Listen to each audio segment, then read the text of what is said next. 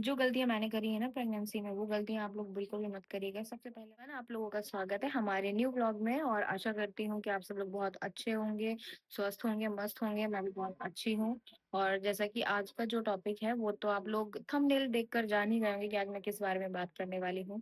लेकिन अभी मैं ना यहाँ पर थोड़ा हवा खाने के लिए बालकनी में बैठी हुई हूँ, क्योंकि अंदर क्या है ना, अभी ठीक से लाइट वगैरह नहीं आ रही है। तो मैंने सोचा कि क्यों ना मैं बालकनी में बैठ के आप लोगों के साथ अपनी सारी बातें जो भी हैं वो शेयर कर लेती हूँ। और आज का मौसम ना यहाँ का बहुत ही ज़्यादा अच्छा है। मैं पूजा वगैरह सब कर लिया है, मैंने स्कूल से आ चुका है, उसको मैंने खाना वाना दे दिया है और वो खाना खाकर अभी टीवी देख रहा है। मैंने सोचा थोड़ी देर वो अपना खेल लेता है, क्योंकि अभी पढ़ाई करके या फिर मैं उसको पढ़ाई के लिए बैठा दूँ, ये भी बच्चे के लिए ठीक नहीं है। अभी वो नर्सरी क्लास में ही है, तो फिर ऐसा हुआ ना कि उसको मैंने टीवी ऑन करके दे दिया, तो अपना वो देख रहा है। तब तक मैंने सोचा कि चलो आज मैं कुछ व्लॉगिंग ही कर लेती हूँ, कुछ चीज़ें हैं जो मैं आप लोगों के साथ शेयर करना चाहती हूँ। जैसे कि ये आप लोग सभी मतलब सब लोग सब क्या जिन्होंने मेरा व्लॉग देखा होगा, तो वो लोग जानते ही होंगे कि मेरा पहला बेटा है दक्ष, और अभी मेरी सेकंड प्रेगनेंसी है और डॉक्टर ने डेट भी दे दी है, जैसे कि मेरा 9th मंथ चल रहा है अभी। और डॉक्टर की डेट देने के बाद अभी तो थोड़ा घबराहट हो रही है, और वो घबराहट मुझे इसलिए भी हो रही है क्योंकि जब मेरा पहला बेटा हुआ था दक्ष, तब वो उस टाइम पे ना मेरी तो बहुत ज़्यादा ही हालत खराब हो चुकी थी, क्योंकि ज जैसे ही मेरा हाँ, पहला तो मेरा ये बात है कि नॉर्मल डिलीवरी नहीं हुई थी, सी सेक्शन ही हुआ था मेरा। तो जैसे ही ऑपरेशन हुआ, उसके बाद दक्ष को हमको दिया गया। फिर उसके शाम तक मैं ठीक थी, फिर रात में पता नहीं कैसे मुझे फ़ीवर आ गया, और फ़ीवर भी बहुत भयानक आया। और वो फ़ीवर मेरा 20 से 25 दिन तक उतरा ही नहीं, मतलब उतरता था लेकिन फिर आ जाता था। ऐसा नहीं कि अगर आया है तो वो 2-3 दिन में चला जाए, ऐसा नहीं हुआ था। और वो बहुत ही बुरी हालत हो गई थी मेरी, 20 मतलब कि जैसे डिलीवरी हो उसके बाद से आपको फ़ीवर, एक तो आपका ऑपरेशन भी हुआ है और ऊपर से फिर आपको फ़ीवर भी है, इतना सब कुछ आपको झेलना है। वो जो टाँकों का दर्द होता है वो भी आपको झेलना है, मतलब सब कुछ मैं क्या बताऊँ कि मेरा तो सब कुछ ही ऐसा लग रहा था बस मैं बचने ही वाली था। तो क्या हुआ ना कि फिर हमने डॉक्टर को दिखाया, क्योंकि वो समझ ही नहीं आता था कि मतलब किसी को समझ नहीं आ रहा फ़ीवर आ ही क्यों रहा है। जैसे मैं दवा खा लेती थी, तो दवा खाने के बाद क्या होता था कि हाँ ठीक है, फ़ीवर हल्का-हल्का मतलब हल्का हो जाता था, पर ये नहीं होता था कि पूरी तरीके से वो हट जाए। तो क्या हुआ कि मैंने काफ़ी जगह मुझे दिखाया मेरे हस्बैंड ने, पर कोई आराम ही नहीं मिल रहा था। कोई भी दवा खाती थी तो थोड़ा बहुत आराम मिलता था, वो भी आराम क्या, जब पूरा फ़ीवर हटेगा उसी को तो हम आराम बोलेंगे। लेकिन ऐसा नहीं होता था, जाता था फिर आ जाता था। तो काफ़ी जगह दिखाया, फिर मेरे हस्बैंड मुझे लखनऊ लेकर गए, मतलब मेरे मायके। बच्चा मेरा दक्ष है, वो कानपुर में हुआ था रीजेंसी हॉस्पिटल में। फिर उसके बाद मुझे ये लेकर गए लखनऊ में, तो लखनऊ में जहाँ पर मेरी मम्मी का इलाज चलता है, मतलब एक तरीके से वो फैमिली डॉक्टर ही हो गए हमारे। तो वहाँ पर हम गए तो उन्होंने मेरा कोरोना टेस्ट कर दिया। अब भाई कोरोना टेस्ट, और कोरोना फिर हो ही गया मुझको, पॉजिटिव आया। तो फिर उसके बाद अब मेरी बहुत हालत खराब हो गई।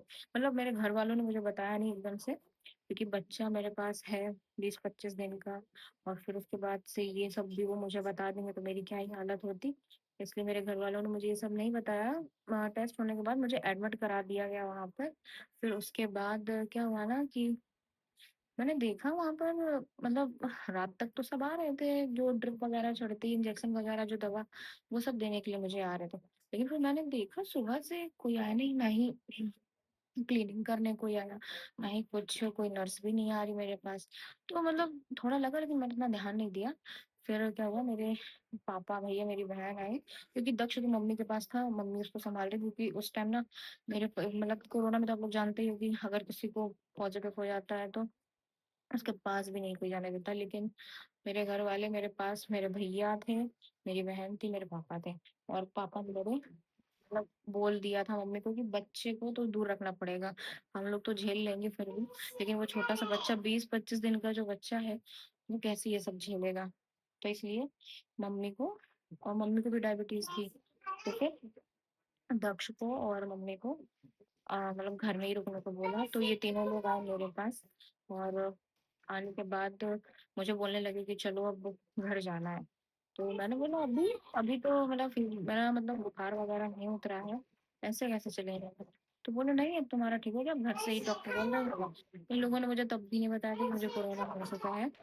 तो ये लोग मुझे इतना सब कुछ बोल करके मेरा मतलब जो भी सामान था दवा वगैरह सब कुछ करके मुझे घर लेके चले गए, और मुझे पता ही नहीं चला मतलब क्या हुआ क्या नहीं।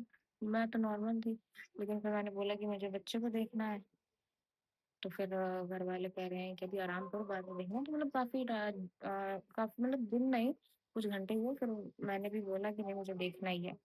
तो फिर क्या होगा, फिर बताएंगे ही घर वाले कि ऐसी ऐसी बात है, अभी बच्चे के पास मत जाओ। तो मैंने बोला ठीक है। क्योंकि भाई हम तो झेल रहे हैं और झेल भी सकते हैं आगे, लेकिन हमारा जो छोटा सा बच्चा है 20-25 दिन का, वो नहीं झेल सकता है इतना सब कुछ।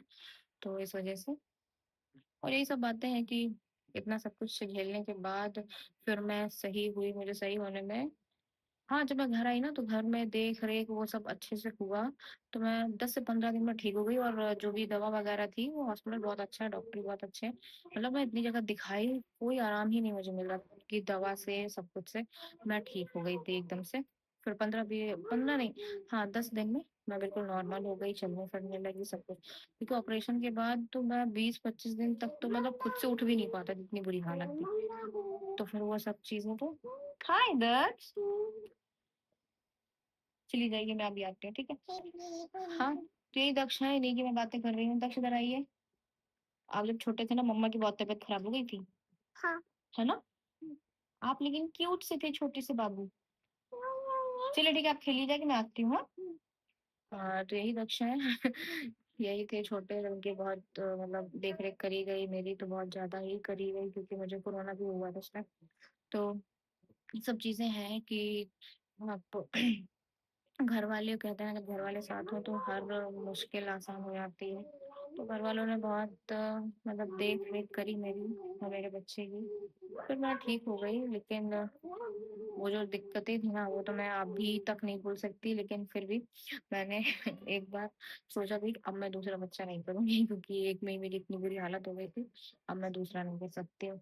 लेकिन फिर सोचा कि अब ये अकेले हैं, किसके साथ खेलेंगे, क्या बात करेंगे, क्या इनके साथ में तो होना चाहिए बहन या भाई। तो इसलिए फिर मैंने सोचा कि चलो ठीक है कोई बात नहीं, अब ये मेरी सेकंड प्रेगनेंसी है और 9th मंथ भी है। अब इसीलिए मुझे डर लग रहा है और डेट भी बहुत नजदीक आ रही है, इसलिए काफी डर लग रहा है कि क्या होगा क्या नहीं होगा, क्योंकि पहले जो झेल कर आए हैं।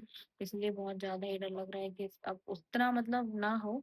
लेकिन फिर भी मैं आपको बता दूं, इस प्रेगनेंसी में मुझे शुरू में ही दिक्कत हो गई थी, जब मेरा तीसरा महीना चल रहा था तभी मुझे अचानक से काफी उल्टियाँ, मतलब उल्टी वगैरह तो आता है, सबको पता है कि नॉर्मल है उल्टी आना, लेकिन मुझे बहुत ज्यादा आ रही थी उस दिन। मुझे कम से कम नहीं आएगी तो 7 से 8 बार उल्टियाँ आई हूँ, जिसकी वजह से ज्यादा प्रेशर लगा तो ब्लीडिंग होने लगी, तो उसमें मुझे एडमिट कराना पड़ा। मेरे हस्बैंड ने मुझे यहाँ मुंबई में ही एडमिट कराया, जैसे कि डॉक्टर ने जब चेकअप वगैरह किया कि ब्लीडिंग कैसे हो गई क्या हो गया, मतलब ब्लीडिंग का मतलब तो सीधी नॉर्मल सी बात है कि अब लग रहा है मिसकैरेज हो गया। तो इसलिए फिर डॉक्टर ने जब चेकअप किया तो नहीं, बच्चे की धड़कनें ठीक थी, बच्चा ठीक था बिल्कुल, बच्चे को कोई दिक्कत नहीं हुई थी। तो इस वजह से फिर मुझे एडमिट कराया गया, फिर मैं वहाँ पर भी हफ्ते भर एडमिट रही, वीगो वगैरह जो भी सब चढ़ता है। फिर हाँ, जब चेकअप कराया गया तो पता चला कि ब्लड भी बहुत कम हो गया है, तो फिर वो ब्लड भी चढ़ा मेरे।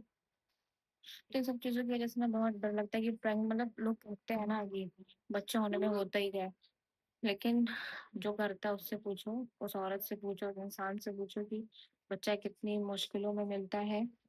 इसलिए मैं आप लोगों से यही कहना चाहूंगी कि मतलब सबके हस्बैंड, मतलब सबको नहीं होता, लेकिन कुछ लोग होते हैं जो ऐसा बोल देते हैं, लेकिन बच्चा करना बहुत बड़ी बात होती है, बहुत ही बड़ी, अपने आप में ही बहुत बड़ी बात होती है। और मेरे हस्बैंड ने तो बहुत ज्यादा साथ दिया इसको पालने में भी। अब ये दूसरा हो रहा है, इसमें भी मेरी बहन अभी आई हुई है, इससे पहले मेरे देवर आए हुए थे मतलब मेरी देख रेख के लिए। जब मैं एडमिट हुई थी उसके बाद डॉक्टर ने बोला था कि इनको बेड रेस्ट ही देना है, कोई काम नहीं करना है। मेरा यूट्रस ना बहुत ज्यादा कमजोर हो जाता है, वो बता दी थी मुझे सब कुछ, कैसे से दिक्कत है आगे ना हो, इसलिए।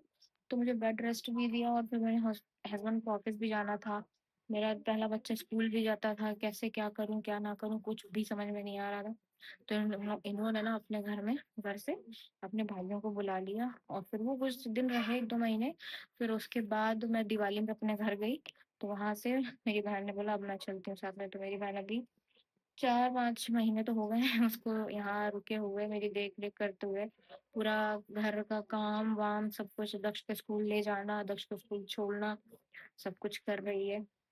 घर का जो भी काम होता है, राशन पानी हर एक चीज वो लेकर आती है, मतलब पूरा अकेले खुद ही संभालती है। और जब हस्बैंड आते हैं ऑफिस से तो फिर वो उसकी हेल्प करा देते हैं, तो इतना मतलब उसको नहीं ज्यादा पड़ता है, लेकिन ठीक है। और कुछ लोग मतलब मैं कुछ लोग को देखती हूँ ना, कोई भी नहीं आता है, देखने ही नहीं आता, देना छोड़ो कोई पूछता भी नहीं कि प्रेगनेंसी में आप लोग कैसे रह रहे हो, क्या खा रहे हो, क्या पी रहे हो, क्या सो रहे हो, कोई किसी को भी लेना देना ही नहीं रहता है किसी से। लेकिन हमारी फैमिली में ऐसा नहीं है, एक दूसरे का सपोर्ट किया जाता है जब दिक्कत आती है। तो अभी दक्ष के डैडी तो ऑफिस चले गए हैं, अब आएंगे शाम को, तो भी दक्ष को पढ़ाएंगे लिखाएंगे, जो काम कराना होता है कराएंगे।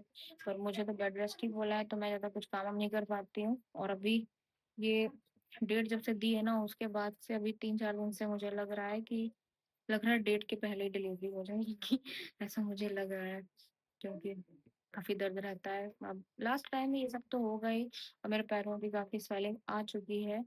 डॉक्टर को भी बताया है, तो डॉक्टर ने थोड़ा दवा वगैरह दी है। अभी मुझे 25 को फिर बुलाया है कि ऑपरेट मतलब कि आपकी डिलीवरी कराने से पहले ना एक बार और हम अच्छे से चेक कर लेंगे कि सब कुछ ठीक है, सब नॉर्मल है। इसलिए तो अभी हम लोग को जाना है कुछ दिन बाद। और बस इतना ही था, मेरी जो पहली प्रेगनेंसी थी उसका एक्सपीरियंस तो बहुत ज़्यादा ही खतरनाक था। अब दूसरे में देखिए क्या होता है क्या नहीं क्योंकि दूसरे में तो भाई पहले ही दूसरे तीसरे महीने में मुझे एडमिट होना पड़ा था, काफ़ी दिक्कत हो गई थी। लेकिन अब यही सोच रहे हैं कि अब अच्छे से सब कुछ हो जाए, कोई दिक्कत ना हो। क्योंकि यहाँ पर अकेले हैं हम लोग, मेरे हस्बैंड है, मैं हूँ, बच्चा और बहन है। अगर कोई रिश्तेदार भी होता है तो भी चल जाता है कि नहीं ठीक है, अगर ज्यादा कोई दिक्कत हुई तो कोई और भी देख लेगा, समझ लेगा। लेकिन अब अकेले यहाँ पर रहना, हस्बैंड की जॉब की वजह से हम लोग को यहाँ पर अकेले रहना ही पड़ता है। और कौन सा यहाँ पर हमें मुंबई में कोई अपना रिश्तेदार मिलेगा, हमारे सारे रिश्तेदार यूपी के ही हैं। तो उस हिसाब से बस अभी शिवानी ही है मेरी बहन हेल्प करने के लिए। और दक्ष को भी मैं अभी बहुत समझाती हूँ कि भाई अभी तक तो तुम सोते थे मेरे साथ लेकिन अब दूसरा बेबी आ रहा है तो वो मेरे साथ सोएगा, आपको समझना पड़ेगा। थोड़ा सा उसको ट्रेनिंग भी दी जा रही है कि भी मौसी के साथ लेटो, अपने डैडी के साथ लेटो, क्योंकि छोटा बच्चा है। लेकिन देखते हैं समझता है कि नहीं। लेकिन जब अभी मैं एडमिट हुई थी ना, तब ये मेरे साथ ही बेड पे लेटता था, सोता ही नहीं था। इसलिए मुझे लग रहा है कि इसको काफी समझाना पड़ेगा। छोटा है वो भी, अभी 4 साल का, उसको क्या ही बुद्धि है, क्या करना है क्या नहीं।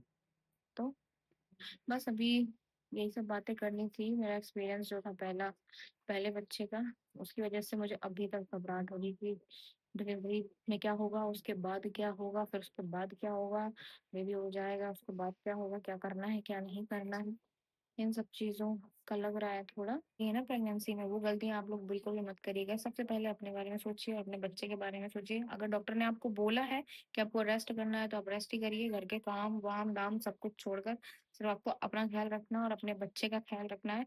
इसके अलावा आपको कुछ भी नहीं करना है, डॉक्टर के हिसाब से ही चलना। और जैसा वो बोलता है आपको डाइट उसी तरह से खाइए। और बाहर का अगर आप खा रही हैं जंक फूड वगैरह या ऑयली ज्यादा खाती हैं तो वो सब चीजें मत करिएगा, ना बहुत ज्यादा ही दिक्कत हो जाएगी। मैं मतलब मेरे साथ जो हो चुका है वो मैं आप लोगों को बता रही हूँ। मैं इतना ज्यादा दिक्कत आ गई, इतनी ज्यादा दिक्कत आ गई कि मैं आप लोगों को अभी मतलब वो सब चीजें बता ही नहीं सकती, कितना हम लोग परेशान हो गए थे। बस मैं यही कहूंगी जो भी लेडीज अभी प्रेग्नेंट है, उनका लास्ट मंथ चल रहा है या फिर अभी शुरुआत ही हुई है, तो आप लोग अपना ख्याल बहुत अच्छे से रखें। क्योंकि इस टाइम आपको अपने बारे में सोचना है, बच्चे के बारे में भी सोचना है, और खाने पीने का तो बहुत ज्यादा ध्यान रखें। और कोई चीज ऐसी मतलब बिना डॉक्टर से पूछे तो आप कुछ भी मत खाओ। ऐसे हो जाता है कभी मन करता है या फास्ट फूड खाने का मन करता है, डॉक्टर तो हमेशा मना करता है, लेकिन फिर भी जब प्रेगनेंसी होती है ना तो कुछ ना कुछ अच्छा खाने का मन करता है, जो घर में बनता है वो अच्छा ही नहीं लगता है।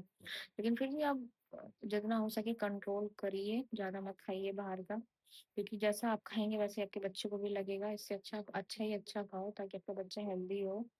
तो बस आज के लिए इतना ही। और अगर आप लोगों को मेरी वीडियो अच्छी लगी हो तो प्लीज़ मेरी वीडियो को लाइक करें, सब्सक्राइब करें। और अब हम मिलते हैं नेक्स्ट व्लॉग में। बाय।